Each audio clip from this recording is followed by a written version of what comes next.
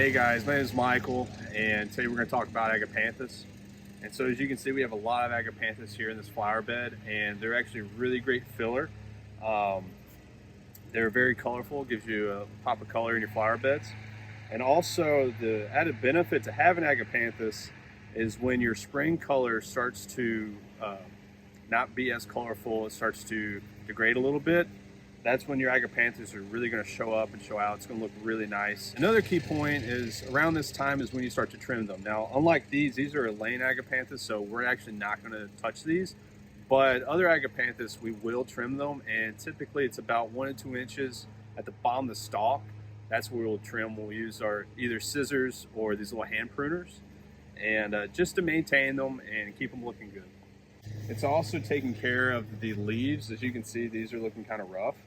And also maintaining the leaves, so trimming out the dead is also very important. All right, as always, guys, if you have any questions or comments, please reach out and have a great day. Okay, now. Okay. Threw me off for a second. Hurry up before he gets back on the concrete. I'm trying. Okay. All right, ready? No, let this guy go. He's doing a great job.